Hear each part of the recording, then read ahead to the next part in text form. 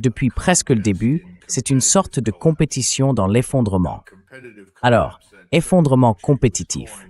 Cette expression vient d'Eliot Cohen à propos de la Première Guerre mondiale. Et je trouve que c'est une bonne façon de décrire ce qui se passe aujourd'hui. Quand on parle d'effondrement compétitif, de quoi parle-t-on exactement? Vous venez de le résumer. L'Iran ne va pas s'effondrer. L'Iran va tenir bon jusqu'au bout parce que c'est une question existentielle pour lui. Donc, y a-t-il une possibilité d'un accord négocié qui s'écarte de ses positions? Oui, mais seulement du côté des États-Unis.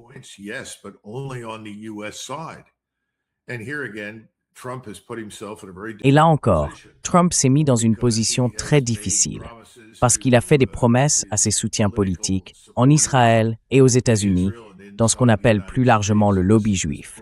Et il a dit au peuple américain, en gros, qu'il était après tout inévitablement le gagnant, le vainqueur, et ainsi de suite. On est passé d'une reddition sans condition à ces 4 points. Alors, comment on s'en sort? Eh bien, on s'en sort parce qu'on ne peut pas rester là-bas encore très longtemps. En ce moment, il a la secrétaire Besson qui dit « Ne vous inquiétez pas, on peut imprimer autant d'argent qu'il faut et on peut rester aussi longtemps que nécessaire. » Eh bien, on verra. Moi, je pense que le marché obligataire en particulier s'effondrera avant qu'il puisse imprimer les milliards supplémentaires qu'il faudra pour maintenir notre présence là-bas.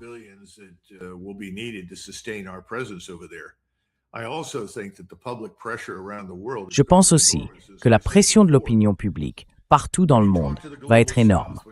Comme je l'ai déjà dit, quand on parle avec le Sud global, quand on parle avec Pékin, avec Moscou ou avec des gens au Moyen-Orient, que ce soit à Ankara, au Caire ou ailleurs, tout le monde tient le même discours. L'Iran doit maintenir sa position. Ils soutiennent l'Iran. Alors, peut-être pas militairement, pas complètement, mais ils sont du côté de l'Iran. Et donc, c'est nous qui sommes tenus pour responsables de l'arrêt du blocage. Rappelez-vous, jusqu'à ce que nous attaquions, le Golfe était ouvert. Il faut bien se souvenir que c'est nous qui avons provoqué sa fermeture. Personne, ni dans le Sud global, ni en Chine, ni en Russie, n'en veut à l'Iran pour ce que l'Iran a fait.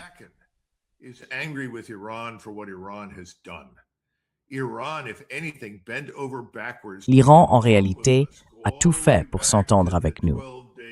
Si on remonte jusqu'à la guerre de 12 jours, celle qui s'est terminée avec les frappes de B-2, vous vous souvenez, quand tout ça a pris fin, le président Trump avait annoncé qu'il n'y avait plus de programme nucléaire, qu'il avait été détruit pour toujours, que la guerre était finie.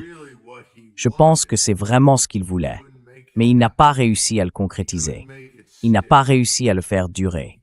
Et il n'a pas pu, à cause de Netanyahou et des soutiens de Netanyahou, ces milliardaires américains. C'est là que le problème se bloque.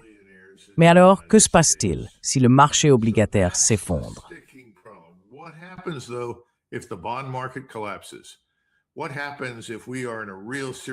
Que se passe-t-il si on se retrouve dans une vraie crise financière grave?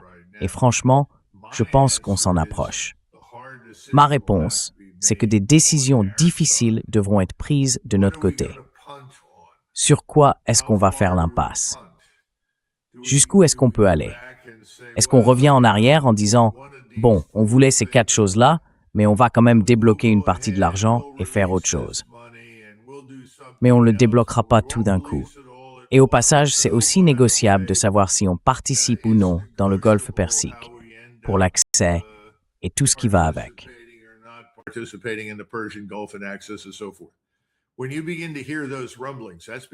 Quand on commence à entendre ce genre de grondement, c'est le signe qu'on a des problèmes ici chez nous, sur le plan financier et économique. J'ai eu la chance de rencontrer plusieurs hauts responsables militaires israéliens. Ce sont des gens très compétents, réfléchis, posés. Avec l'Iran, il y a une certaine marge de manœuvre. On peut trouver une forme de modus vivendi. La situation en Syrie est dangereuse, mais pour l'instant, elle reste gérable. Le projet du Grand Israël, pour être franc, ça n'arrivera tout simplement pas. Et je pense que c'est de plus en plus compris au sein des plus hauts rangs. Mais il y a un domaine sur lequel les responsables militaires israéliens vont être très clairs. Ils ne peuvent pas faire de compromis. C'est difficile de transiger sur la question du Hezbollah. Le Hezbollah représente une menace existentielle pour l'État d'Israël. Hezbollah is an existential threat to the Israeli state. No one can move back to northern Israel until Personne ne pourra retourner vivre dans le nord d'Israël tant que le Hezbollah ne sera pas détruit ou qu'on n'aura pas trouvé un moyen de mettre fin au conflit avec lui. Pour l'instant, il ne semble y avoir absolument aucune chance d'arriver à une solution négociée. L'Iran vient de faire quelque chose qu'aucun autre pays de la région n'a fait. On dit que leur combat est celui de Gaza, que le combat de Gaza est celui de l'Iran, que le combat du Hezbollah est celui de l'Iran et que le combat de l'Iran est celui du Hezbollah. En d'autres termes, l'Iran s'est imposé comme le leader du monde islamique dans la résistance à ce qu'il considère comme la suprématie juive israélienne dans la région. Pas tellement nous, parce que, pour être franc, nos bases sont détruites. Nous avons déjà été expulsés, pour ainsi dire, du Golfe Persique. Très peu de gens, et je pense que c'est une évaluation honnête, que ce soit à Washington, en privé ou à l'étranger, s'attendent à ce que nous revenions massivement dans le Golfe Persique une fois la guerre terminée.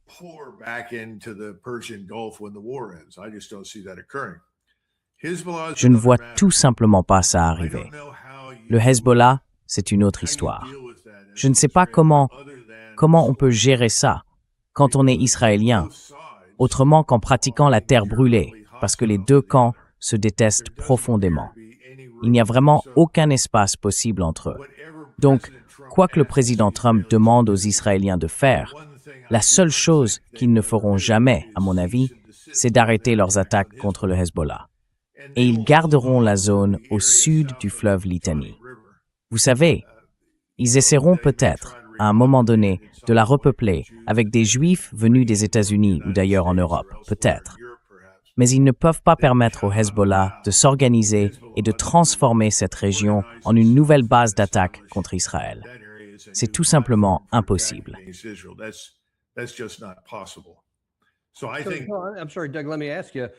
Alors je pense, pardon Doug, mais laisse-moi te demander d'un point de vue militaire, est-ce que c'est un objectif atteignable?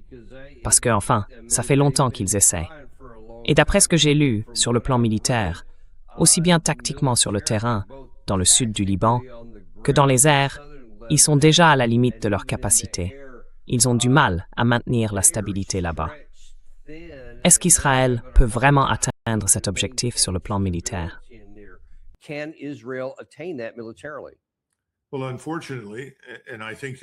Eh bien, malheureusement, et je pense que vous avez raison, et que certains officiers israéliens de haut rang l'ont aussi souligné, mais ça n'a rien changé.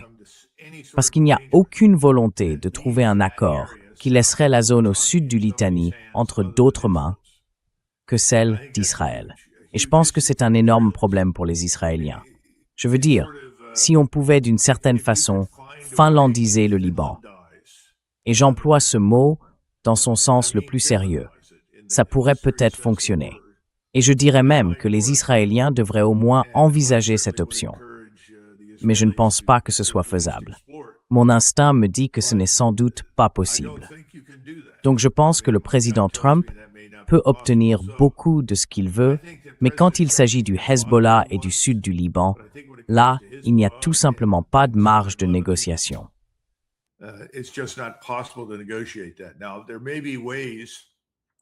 Alors, il y a peut-être des pistes. Si on décidait de chercher une solution là-bas, si on pouvait se retirer de tout le reste, autrement dit, prendre nos distances avec tout ce qui concerne les Israéliens, et se concentrer d'abord et avant tout sur ce point-là, on pourrait peut-être avancer. Je ne sais pas. Enfin, c'est au-delà de mes compétences. Vous savez, Aaron David Miller, c'est quelqu'un qu'il faudrait inviter pour en parler. Il a bien plus d'expérience que moi dans ce domaine, et ses informations sont très à jour. C'est un problème insoluble. Et c'est vraiment regrettable qu'on ait déclenché cette guerre dans le Golfe Persique, parce que si on ne l'avait pas fait, on n'aurait pas vu de détonation nucléaire de sitôt. Tout ça, c'est n'importe quoi. Je pense que tout le monde le sait, enfin tous ceux qui ont un peu de bon sens. Mais peut-être qu'on aurait pu réfléchir ensemble et trouver une meilleure solution pour le Liban. come up with a better solution in Lebanon. That water's under the bridge now. So we're Cette stuck. histoire, c'est du passé maintenant, donc on est coincé. Et je pense que la seule chose qui pourrait vraiment attirer l'attention de M. Netanyahou, ce serait le retrait total de tout soutien militaire, de quelque nature que ce soit, à Israël. Point final. Si cette menace est posée, puis mise à exécution, alors oui, il aura l'attention non seulement de M. Netanyahou, mais de tout l'État israélien. Et ce sera peut-être sa seule porte de sortie. Mais encore une fois, combien de temps pense-t-il pouvoir rester en fonction s'il fait ça? Il ne s'attend peut-être pas à durer très longtemps. Rappelez-vous, ils ont ici, dans notre pays, une influence et un pouvoir considérables. C'est une vérité dont on ne parle pas. Et de plus en plus, j'écoute des gens qu'on accuse d'être antisémites, alors qu'en réalité, ils ne le sont pas. Ils résistent simplement à l'influence et au pouvoir juif à l'intérieur des États-Unis. C'est très différent. Il n'existe aujourd'hui aucun État-nation au monde avec lequel nous ayons coopéré de façon plus étroite sur les plans militaires et diplomatiques au cours du siècle dernier que le Royaume-Uni. Dans les années 90, quand j'étais à la division des plans de guerre, on étudiait les capacités de nos différents alliés. C'était en 94, 95. Et l'une des remarques qu'on faisait, c'était que, franchement, les Britanniques devraient être mieux équipés et mieux armés pour les opérations futures. À ce moment-là, je crois que les bons jours, l'armée britannique pouvait déployer environ 40 000 soldats pour combattre. Aujourd'hui, je dirais 30 000, voire moins. Mais à l'époque, c'était à peu près ça. Ce n'était pas du tout le niveau que nous espérions, ni celui que nous aurions souhaité.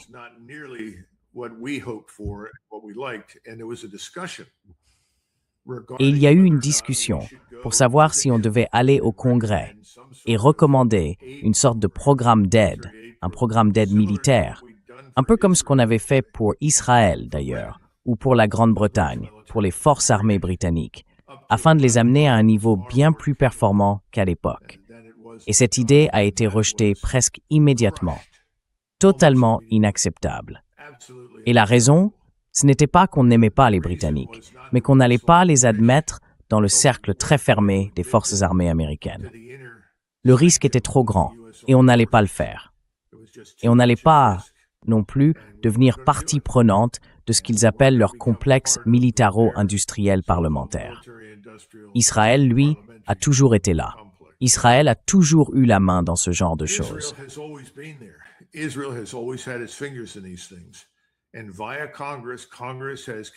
Et au Congrès, depuis environ 25 à 30 ans, le Congrès n'a cessé de pousser de plus en plus fort pour donner aux Israéliens un accès toujours plus large à la technologie, aux informations, aux documents classifiés, et ainsi de suite.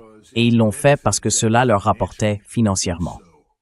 Ensuite, on a nommé à des postes élevés au sein du département de la Défense des personnes qui avaient des liens très étroits avec les Israéliens, dangereusement étroits.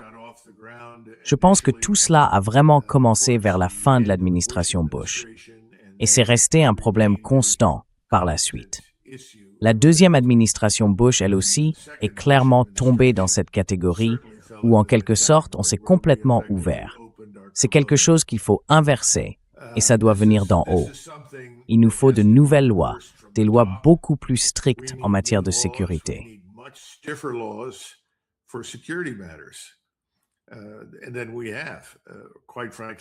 Et puis franchement, il y a beaucoup trop de fuites, trop souvent, vers trop de gens. Point final.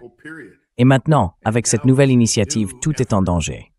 J.D. Vance est là où il est, parce que, comme tous les autres dans l'administration Trump, il a dû prêter serment d'allégeance à l'agenda Israël d'abord, aux politiques Israël d'abord, à cette mentalité et à cet engagement Israël d'abord. Je pense qu'il regarde les sondages. Il voit que le vent tourne. La plupart des responsables politiques sont comme des girouettes. Et je crois qu'il voit bien que le vent souffle aujourd'hui très fort dans une direction contraire aux intérêts du camp Israël d'abord. Alors maintenant, Il essaye de prendre ses distances avec le président sans que cela se voie trop. J'aimerais pouvoir vous donner un peu d'optimisme, mais je ne peux pas. So I would like to give you some optimism, but I can't. A couple of things I want to point out here. Number one, Il y a deux choses que je veux souligner ici. D'abord, selon le Washington Post récemment, une vingtaine de nos bases ont été endommagées ou gravement touchées. Je ne crois pas aucune d'entre elles ait été complètement détruite. Mais la vraie question, c'est, une fois que tout ça sera terminé, peu importe comment, est-ce qu'on va simplement réoccuper et reconstruire toutes ces bases ou faire autre chose? Parce que maintenant, ce chroniqueur affirme qu'elles sont devenues un fardeau pour les pays hôtes et qu'ils ne voudront peut-être même pas qu'on revienne. Qu'est-ce que vous répondez à ça? they may not even want us to come back. What do you say to that?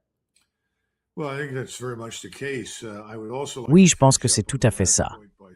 J'aimerais aussi conclure sur le dernier point en posant une question à tout le monde ici. Combien de fois avons-nous détruit l'insurrection du Viet Cong au Sud-Vietnam avant de finalement quitter le pays? Le temps est écoulé au moins 6 ou 7 fois. Et combien de fois avons-nous affirmé avoir éliminé l'insurrection en Irak, celle qui s'opposait à notre présence, avant de partir? Au moins 3 ou 4 fois, d'après ce que j'ai entendu des porte-paroles des forces à Bagdad. Mon point, c'est que ce genre de situation se répète. Et quand on essaie de parler du coût réel, ce coût est tout simplement balayé sous le tapis dans. Personne n'en entend parler. Le coût, c'est du sang et de l'argent. Et c'est bien la dernière chose à laquelle pensent, franchement, ceux qui sont au sommet du pouvoir à Washington.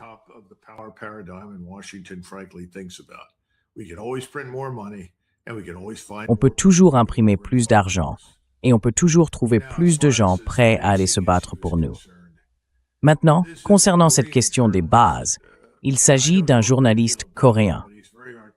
Je ne le connais pas très bien, mais il s'exprime avec beaucoup de clarté. Ce qu'il a écrit, c'est un essai remarquablement structuré et argumenté, qui dit simplement la chose suivante.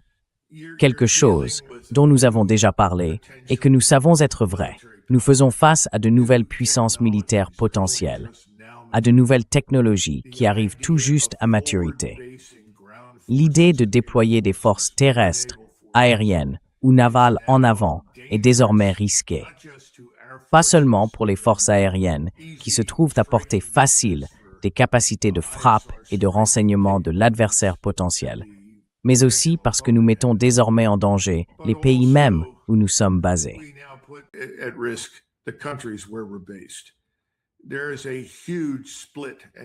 Il y a une profonde fracture, et cela ne date pas d'hier, entre nous et la plupart de nos alliés en Asie sur la question d'une guerre avec la Chine. Personne en Corée, personne à ma connaissance au Japon, personne au Vietnam n'a vraiment envie d'une guerre avec la Chine. Bien au contraire, tous veulent l'éviter. Ils ont tous des relations commerciales importantes avec la Chine. Ils ont accès au marché chinois et ils en tirent profit. Ils ne partagent pas notre vision de la Chine comme d'une puissance impériale, à la manière du Japon d'autrefois, déterminée à conquérir l'Asie. Ce sont nous, les Américains, qui parlons sans cesse d'une guerre en Asie, encore et encore.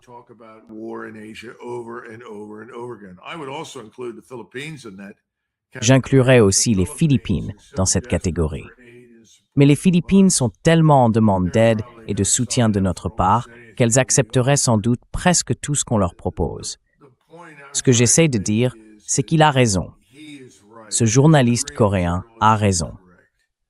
Nous n'avons plus besoin d'être présents dans ces pays, et notre présence là-bas est probablement, voire potentiellement, dangereuse pour les gens qui y vivent. Et cela inclut la Corée et le Japon en Asie, sans aucun doute, et probablement aussi les Philippines. Et encore une fois, pas à cause d'une invasion imminente, mais parce que, quand une guerre éclate, on commence à regarder la carte et à repérer tous les dégâts potentiels que l'ennemi peut nous infliger, les pires choses qu'il peut nous faire. C'est ça qui guide la réflexion, ou du moins, ça devrait l'être.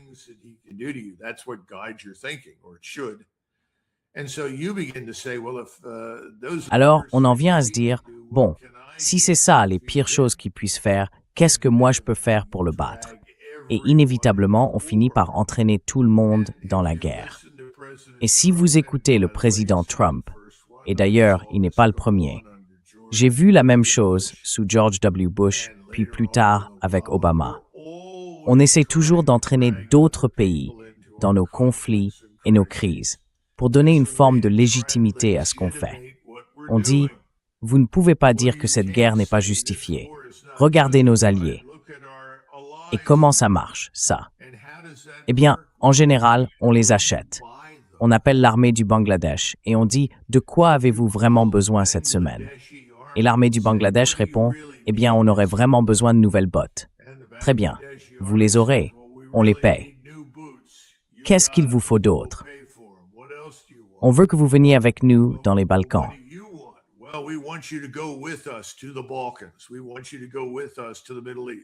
Nous voulons que tu viennes avec nous au Moyen-Orient. On veut, tu vois, c'est comme ça que ça se passe. On commence à se rallier des soutiens. Mais aujourd'hui, ça devient de plus en plus difficile pour les raisons qu'on vient d'évoquer. La nature de la guerre a changé.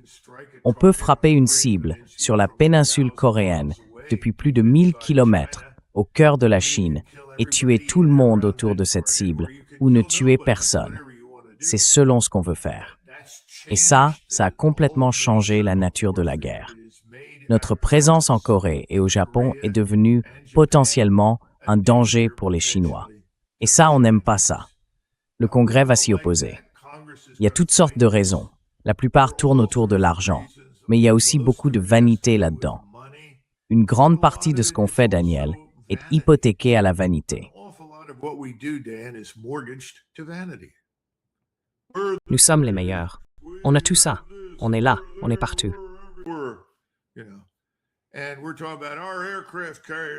Et on parle de nos porte-avions là-bas, qui sont aussi à environ 800 km pour éviter d'être touchés par quoi que ce soit. Franchement, il faut se réveiller. La guerre a changé.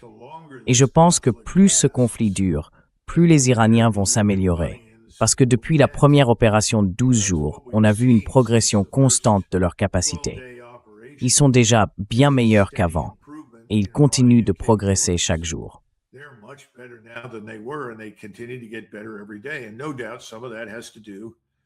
Et sans aucun doute, une partie de cela vient de l'aide qu'ils reçoivent de la Chine et de la Russie. Mais ce serait une grave erreur de sous-estimer les capacités des Iraniens. Ils ont des ingénieurs très compétents, des spécialistes du ciblage, des gens qui nous ont étudiés et qui comprennent bien mieux que nous ce que nous ferons ou ne ferons pas. Et ils se sont révélés étonnamment efficaces. Donc, d'une certaine manière, je pense que sur le plan militaire, à ce stade, il vaudrait mieux s'arrêter tant qu'on a encore l'avantage. Même si sur le plan stratégique, je ne pense pas que nous soyons vraiment en avance, je préférerais ne rien leur dévoiler de plus que ce qui est absolument nécessaire pour le moment. You know we don't have sponsors because we hate to hit you over the head with ads. I don't like them. So show a little love back. Subscribe, like, and send this to somebody you care about.